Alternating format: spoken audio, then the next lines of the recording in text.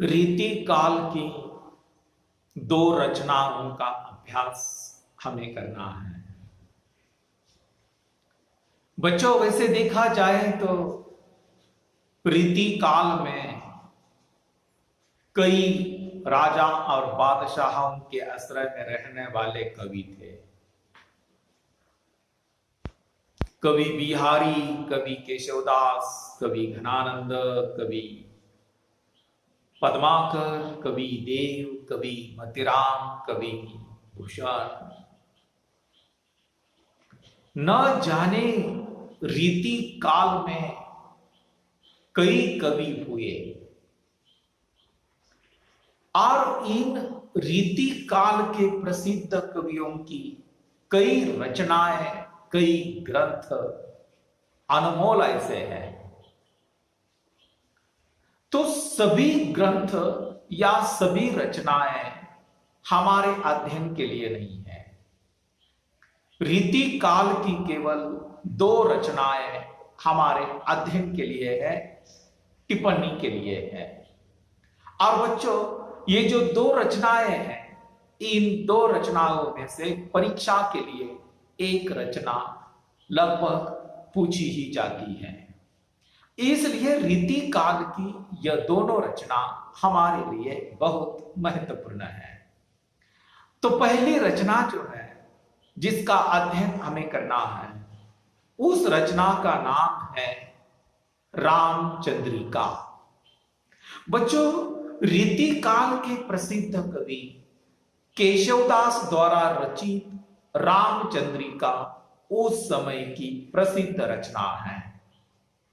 बच्चों, कवि केशवदास रीति काल का प्रसिद्ध कवि, राजा इंद्रजीत की राजसभा में या आश्रय में रहने वाला यह प्रसिद्ध कवि।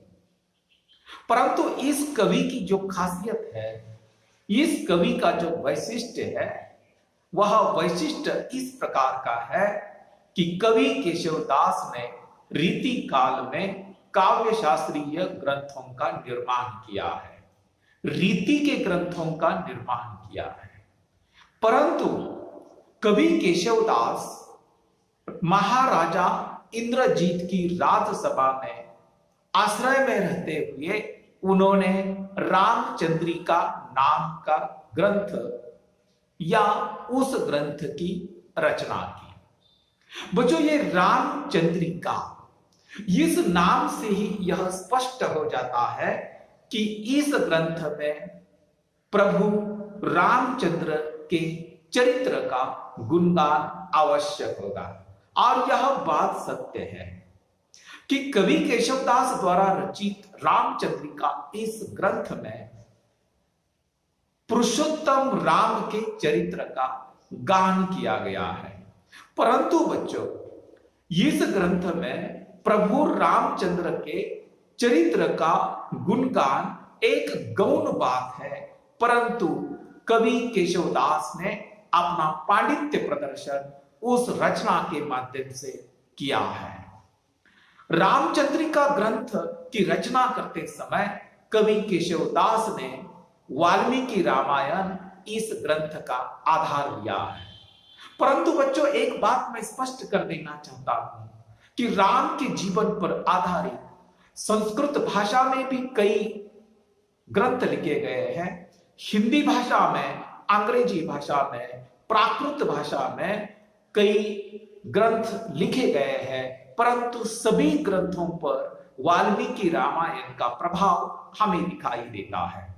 कवि केशवदास ने रामचंद्रिका ग्रंथ लिखते समय या इसकी रचना करते समय वाल्मीकि रामायण का आधार लिया है। उसके अतिरिक्त, यानी इस ग्रंथ के अतिरिक्त संस्कृत के दो ऐसे ग्रंथ हैं जिसका प्रभाव या जिसका आधार लेकर रामचंद्रिका इस ग्रंथ की निर्मिति कवि केशवदास ने की है।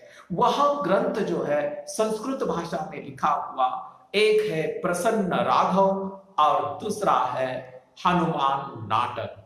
इन दो संस्कृत के राम काव्य का प्रभाव केशवदास की रामचंद्रिका इस ग्रंथ पर प्रभाव दिखाई देता है।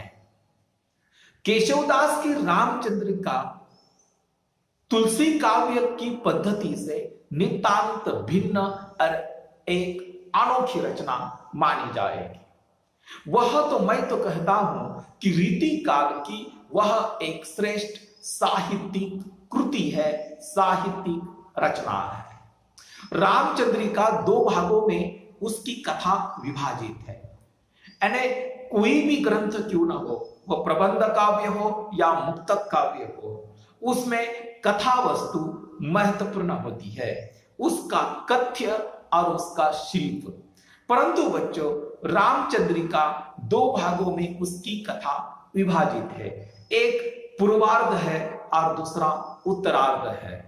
पूर्वार्ध की जो कथा है उसमें राम जन्म से रावण वध तक का, और उत्तरार्ध में राम के वनवास से लौटने से लेकर सीता पुनः वनवास जाने तक और पुनः राम और सीता का मिलन, इस घटनाओं का वर्णन इस ग्रंथ में किया गया है। बच्चों, रामचंद्रिका इस ग्रंथ पर संस्कृत और अलंकार शास्त्र दोनों का ही गहरा प्रभाव हमें दिखाई पड़ता है। इसमें छंद इतने अधिक है और इतने जल्दी जल्दी बदलते हैं कि कुछ इतिहासकारों ने, कुछ विद्वानों ने, कुछ आलोचकों ने इसे छंदों की प्रदर्शनी तक कह डाला है। उसमें सहज गहन अनुभूति की अपेक्षा रचना चमत्कार, पांडित्य और काव्य कौशल्य के प्रदर्शन की भावना, विभिन्न प्रकार के विस्तृत वर्णनों का वैभव, संवाद पटुता आदि के अधिक दर्शक हमें होते हैं।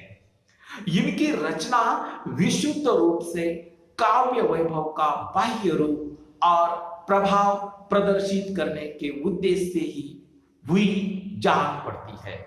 इसमें कवि अपने आचार्यत्व संस्थापन के प्रति ही अधिक आग्रहशील रहा है, और यही कारण है कि रामचंद्रिका का कवि मार्मिक संवेदनशील स्थितियों के अंकन में न रहकर राजवैभव आदि का विस्तृत चित्रण करने में ही अधिक रमा है।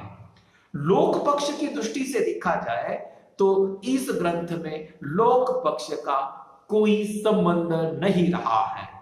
वस्तुतः रामचरित का यह क्षेत्र केशवदास का स्वाभाविक क्षेत्र बिल्कुल ही नहीं है। वे तो मुक्तक के कवि है, वे स्वभाव से दरबारी कवि और रसिक प्रवृत्ति के कवि माने जाते हैं। रामचंद्रिका में उनकी उपर्युक्त प्रवृत्तियां लक्षित होती है, इसी कारण वह सरस सहज भाव प्रवणशील काव्य बनने में असमर्थ रही है।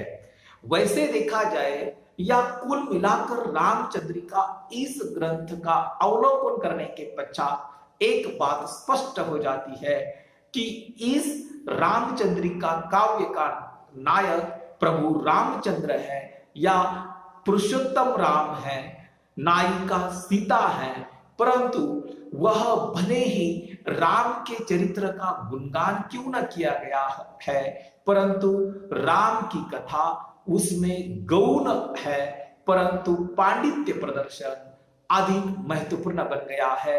आचार्यत्व की जो प्रवृत्ति कवि में दड़ी हुई है, वही प्रवृत्ति उसमें अधिक मात्रा में दिखाई देती है। यानी कवि केशवदास का उद्देश्य केवल राम के चरित्र का गुणगान करना नहीं दिखाई देता, उनका उद्देश्य आचार्यत्व उपाधि प्राप्त करना या अपने पांडित्य का प्रदर्शन करना, यही उनका मूल उद्देश्य हमें रामचंद्रिका इस ग्रंथ में दिखाई देता है।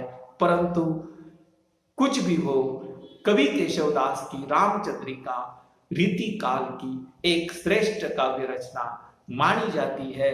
वह रीति काल का एक आदर्श ग्रंथ है, परंतु उसमें लोक जीवन चित्रित नहीं हुआ है, सामाजिक जीवन से कोई संबंध उसमें दिखाई नहीं देता।